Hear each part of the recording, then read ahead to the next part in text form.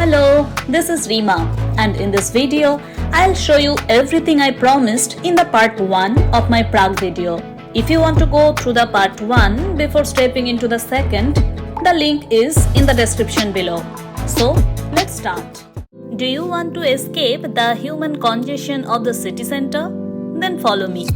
I'm taking you to a historic fort in Prague called Vysehrad, a Czech word for upper castle. Inside this 10th century fort are the Basilica of St. Peter and St. Paul and the Vysehrad cemetery.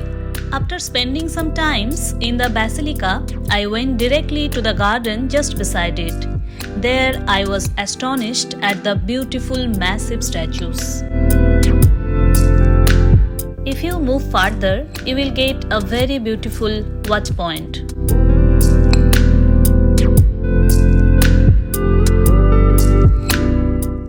Let's go to our next point, Limnigraph na Vytoni. This building houses a limnigraph, a device used to read and record the height of the Vyshrad river over time. But the more beautiful thing you will find in the water. You can feed those swans, but be aware, swans are a protected species in Prague. There are steep penalties for hurting them. Next comes Wenceslas Square, which is Prague's commercial and cultural center. The top of the square has the Czech Republic national symbol, the Saint Wenceslas statue designed by Myslbek, and the huge new Renaissance building is the National Museum. The original name of the square was Horse Market, but later in 1848 it was changed to Saint Wenceslas Square. The square is the witness of many historic events.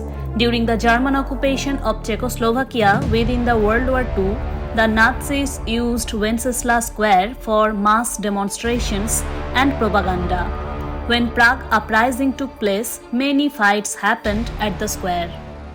Well, if you are a shopaholic, then let me tell you that most shopping malls and arcades with world-famous luxury brands are located here. With a variety of bars, clubs, restaurants with late-night opening, Prague is truly a nightlife metropolis. Probably the most photographed of Cerny's work is of St. Wenceslas sitting on an upside-down dead horse hanging from the Lucerna Mall ceiling, just a few dozen yards from the iconic statue of St. Wenceslas by Myslbek, which it complements. The replacement of a living for a dead horse recalls a helplessness for both man and beast, and the historical helplessness experienced by the citizens of the Czech Republic in their quest for democracy. Your Prague trip is incomplete if you don't take a boat trip, especially in summer. If you want, I can give you a free virtual cruise tour with a different view of Prague. You can bring some food or drink with you and relax yourself while enjoying the gorgeous view of Prague. You can even buy something from the cruise itself. I cannot express my feelings in words when I saw Charles Bridge over my head.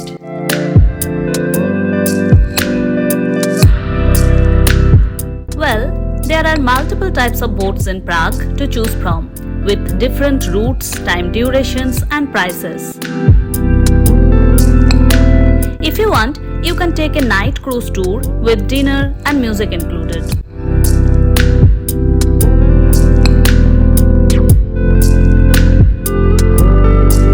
I really enjoyed this cruise tour. What about you? If you want some more information, please feel free to write me in the comment section. Do you know the famous Czech Jew author Franz Kafka? Even if you have never heard about Franz Kafka and have never read one of his books, you will surely notice his presence while visiting Prague. If you want to see his famous statue, you can go to the Quadrio shopping center. This 11-meter high statue is a 21st century technical marvel of Prague. 42 moving panels which form the face of Franz Kafka move from time to time. This wonder is created by David Cerny.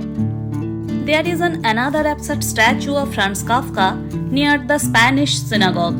It depicts Franz Kafka riding on the shoulders of a headless figure in reference to the author's story description of a struggle. If you are interested in the life and works of this famous author, then you can visit Franz Kafka Museum. If you cross Charles Bridge from Old Town and walk 4-5 minutes to the right, you will reach this museum. In front of this museum, you have to stop by these weird pink statues. According to its creator Sarne, the statues were standing and pissing on Czech Republic itself. From this point, if you go farther towards the river Valvata, you will get a very good spot for taking pictures of Charles Bridge, and there you will see many swans as well. If you are in Prague and want to taste the traditional national Czech dish, then you should definitely try Vepřok Nedlo Zelo, pork, cabbage and dumplings, or svičkova, the breaded weave with dumplings. But if you ask me what is the most popular food in Prague, I'll say turtleneck or chimney cake. As I mentioned in my Prague video part 1, this chimney cake, though commonly mistaken as an original Czech food, is in fact Transylvanian in origin. One of the most famous places to try this food is Good Food, Coffee and Bakery in Old Town. You can choose according to your taste buds from the wide range of flavors they offer. So that's all for today. Hope to see you soon in my next video. Till then, stay happy and healthy.